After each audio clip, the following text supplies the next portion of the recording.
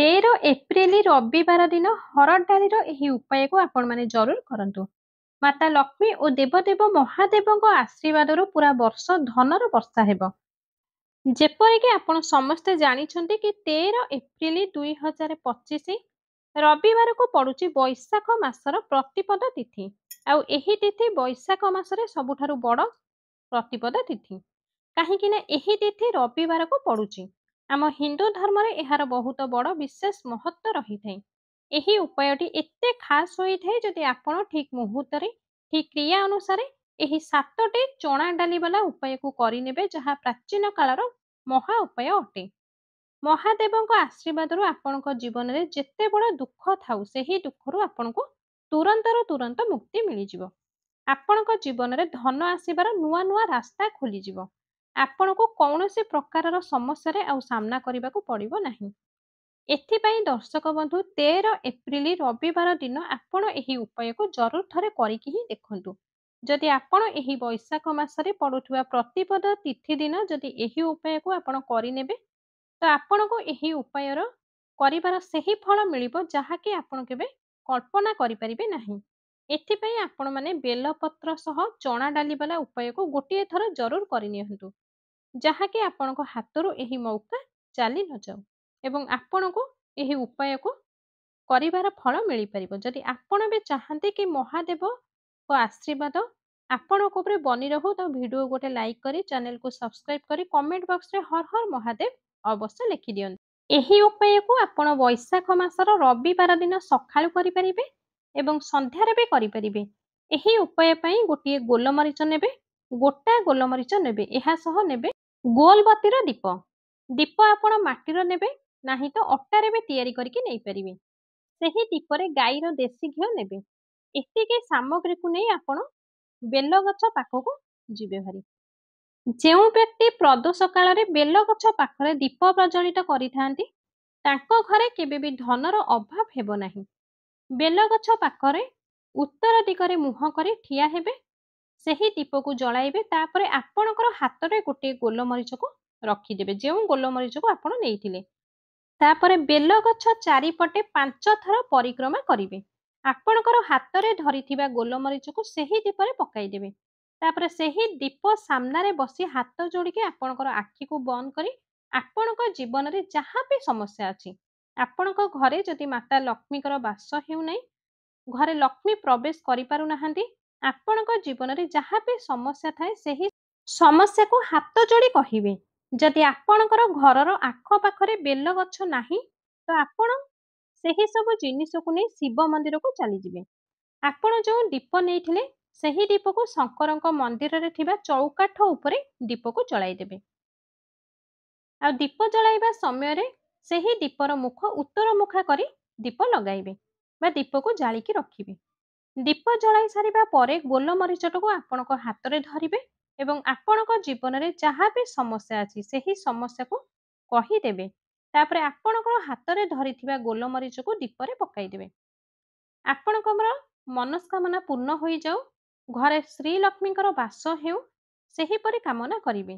ଦେଖନ୍ତୁ, ଶଙ୍କରଙ୍କର ଯେଉଁ ଚୌକାଠ, ସେହି ଚୌକାଠରେ 33 କୋଟି ଦେବୀ ଦେବତା ବାସ କରିଥାନ୍ତି। ଯଦି ଆପଣ ସେହି ସ୍ଥାନରେ ଦୀପ ଲଗାଇଥାନ୍ତି, ତ ଏହା ଦ୍ୱାରା କ'ଣ ହୋଇଥାଏ ନା ଶଙ୍କର ଆପଣଙ୍କ ଉପରେ ପ୍ରସନ୍ନ ହୋଇଯିବେ। ଏହା ସହ 33 କୋଟି ଦେବୀ ଦେବତାଙ୍କର ଆଶୀର୍ବାଦ ଆପଣଙ୍କୁ ମିଳିଥାଏ, ଯାହାଙ୍କ ଆଶୀର୍ବାଦରୁ ଆପଣଙ୍କର ମନସ୍କାମନା ପୂର୍ଣ୍ଣ ହୋଇଥାଏ। ଆପଣ ଏହି ଉପାୟକୁ ଜରୁର କରନ୍ତୁ। ଉପାୟଟି ବହୁତ ଛୋଟିଆ ଉପାୟଟିଏ, କରିକି ହିଁ ଥରେ ଦେଖନ୍ତୁ। ଏବେ ଚାଲନ୍ତୁ ଦ୍ୱିତୀୟ ଉପାୟଟି ଜାଣିବା। ଏହି ଉପାୟ ପାଇଁ ଆପଣଙ୍କୁ ମାତ୍ର 2ଟି ଲବଙ୍ଗ ନେବେ, ଫୁଲବାଲା ଲବଙ୍ଗ ନେବେ।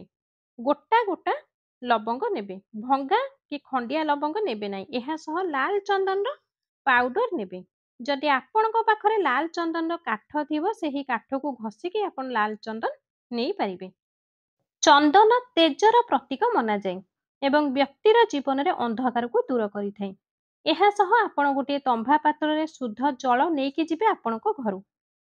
ଏହି ସବୁ ସାମଗ୍ରୀକୁ ନେଇ ସିଧା ମହାଦେବଙ୍କ ମନ୍ଦିରକୁ ଯିବେ। ଏହା ସହ ଆପଣ ଗୋଟିଏ ଦେଶୀ ଘିଅର ଗୋଲବତୀ ବାଲା ଦୀପ ନେବେ। ମାଟିର ଦୀପ ନେଇପାରିବେ ଏବଂ ଅଟାରେ ତିଆରି କରି ଦୀପ ବି ନେଇପାରିବେ। ଶଙ୍କରଙ୍କ ମନ୍ଦିରରେ ଥିବା ଚୌକାଠରେ ସିଧା କରି ଗୋଲ ବତିବାଲା ଦୀପଟିକୁ ପ୍ରଜ୍ୱଳିତ କରିଦେବେ। ଦୀପ ଜାଳିବା ପରେ ଆପଣଙ୍କର ଯାହା ବି ମନସ୍କାମନା ଅଛି ମନେ ମନେ କହିଦେବେ। ଆପଣ ତାପରେ ମନ୍ଦିରରେ ଥିବା ଶିବଲିଙ୍ଗ ପାଖକୁ ଯିବେ। ତମ୍ଭା ପାତ୍ରରେ ଯେଉଁ ଜଳ ନେଇଥିଲେ ସେହି ଜଳକୁ ଅଧା ଶିବଲିଙ୍ଗରେ ଅର୍ପିତ କରିବେ, ଆଉ ଅଧା ଜଳ ସେହି ତମ୍ଭା ପାତ୍ରରେ ରଖିଦେବେ। ତାପରେ 2ଟି ଲବଙ୍ଗକୁ ଆପଣଙ୍କର ନାମ ଓ ଆପଣଙ୍କର ଗୋତ୍ରକୁ କହି ଆପଣଙ୍କର ଯାହା ବି ସମସ୍ୟା ଆପଣଙ୍କ ଜୀବନରେ ଚାଲୁଛି, ଯାହା ବି ସମସ୍ୟା ଉତ୍ପନ୍ନ ହେଉଛି ତାହାକୁ ଆପଣ କହିଦେବେ। ତାପରେ ସେହି ଲବଙ୍ଗ 2ଟିକୁ ଶିବଲିଙ୍ଗ ଉପରେ ଅର୍ପିତ କରିଦେବେ। ଯେତେବେଳେ ଲବଙ୍ଗକୁ ଶିବଲିଙ୍ଗ ଉପରେ ଚଢ଼ାଇବେ ତା ଉପରେ ଆପଣଙ୍କର ହାତ ସେହି ଲବଙ୍ଗ ଉପରେ ରଖିବେ। ମହାଦେବଙ୍କୁ ଆପଣ ପ୍ରାର୍ଥନା କରିବେ କି ମୋ ଜୀବନରେ ଯେଉଁ ସବୁ ସମସ୍ୟା ଯାହା ବି ସଙ୍କଟ ତାହା ସବୁ ସମାପ୍ତ ହେଇଯାଉ। ଆପଣଙ୍କ ଜୀବନରେ ଯଦି କରଜର ସମସ୍ୟା ଚାଲିଥାଏ, ଧନଜନିତ ସମସ୍ୟା ଚାଲିଥାଏ କିମ୍ବା କୌଣସି ବି ସମସ୍ୟା ଚାଲିଥାଏ, ଆପଣଙ୍କର ପିଲାର ପାଠ ପଢ଼ା ଲେଖାରେ ମନ ଲାଗୁନାହିଁ, ଘରର ଆର୍ଥିକ ସଙ୍କଟ ଚାଲୁଥାଏ, ତାହା ସବୁ ଦୂର ହେଇଯାଉ। ଏହିପରି ଯାହାକି ସମସ୍ୟା ଅଛି ତାହା ଦେବଦେବ ମହାଦେବଙ୍କୁ ଏହି ସବୁ ସମସ୍ୟାକୁ ଦୂର ହେବା ପାଇଁ ପ୍ରାର୍ଥନା କରିବେ।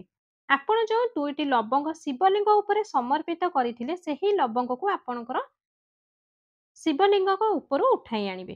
ତମ୍ଭା ପାତ୍ରରେ ଯେଉଁ ଜଳ ଅଧା ରଖିଥିଲେ ସେହି ଅଧା ଜଳରେ ଲବଙ୍ଗକୁ ପକାଇଦେବେ। ଏହା ସହ ଯେଉଁ ଲାଲ ଚନ୍ଦନ ନେଇକି ଯାଇଥିଲେ ସେହି ଚନ୍ଦନକୁ ବି ସେହି ତମ୍ଭା ପାତ୍ରରେ ପକାଇଦେବେ। ତାପରେ ସେହି ଜଳପାତ୍ରକୁ ମନ୍ଦିରର ସିଧା ବେଲଗଛ ପାଖକୁ ଯିବେ ଭାରି। ଉତ୍ତର ମୁଖା ମୁହଁ କରିବି ଆପଣଙ୍କର ନାମ ଓ ଆପଣଙ୍କର ଗୋତ୍ର କହିଦେବେ। ଆପଣଙ୍କର ଯେଉଁ ବି ସମସ୍ୟା ବା ୱିଶ୍‌କୁ ଶିବଲିଙ୍ଗ ପାଖରେ କହିଥିଲେ ସେମ୍ ୱିଶ୍‌କୁ ଆପଣ ବେଲଗଛ ପାଖରେ ବି କହିଦେବେ। ତାପରେ ଯେଉଁ ଜଳପାତ୍ର ନେଇଥିଲେ ସେହି ଜଳକୁ ବେଲଗଛ ମୂଳରେ ଶ୍ରୀ ଶିବାୟ ନମସ୍ତୁଭ୍ୟଂ ମନ୍ତ୍ରକୁ ଜପ କରି କରି ସମର୍ପିତ କରିବେ। ବାସ୍ ଏତିକି ଉପାୟକୁ ଆପଣ କରିବାକୁ ପଡ଼ିବ। ଏବେ ଆସନ୍ତୁ ତୃତୀୟ ଉପାୟଟି ଜାଣିବା। ଆଉ ଏହି ଉପାୟଟି ବହୁତ ଚମତ୍କାରୀ ଉପାୟଟି। ଏହି ଉପାୟ ଦ୍ୱାରା ଆପଣଙ୍କ ଜୀବନରେ ଯେତେ ବି ଅନ୍ଧକାର ତାହା ଦୂର ହେଇଯିବ। ଓ ଏହି ଉପାୟ ପାଇଁ ଆପଣଙ୍କୁ ମାତ୍ର ଗୋଟିଏ ଗୁଡ଼ର ଖଣ୍ଡ ନେବେ। ଗୁଡ଼ ଖଣ୍ଡ ଆପଣଙ୍କ ଜୀବନରେ ଅନ୍ଧକାରକୁ ଦୂର କରିଥାଏ। ଏହା ସହ ଆପଣ 7ଟି ହରଡ଼ ଡାଲି ନେବେ। ଏହି ହରଡ଼ ଡାଲିର ଦାନା ଆପଣଙ୍କ ଜୀବନରେ ସୁଖ ଶାନ୍ତିକୁ ଧରିକି ଆଣିଥାଏ।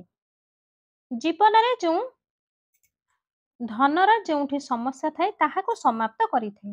ଏହା ସହ ଆପଣ ଗୋଟିଏ ସବୁଜ ରଙ୍ଗର ଗୋଟା ମୁଗ ଡାଲି ନେବେ।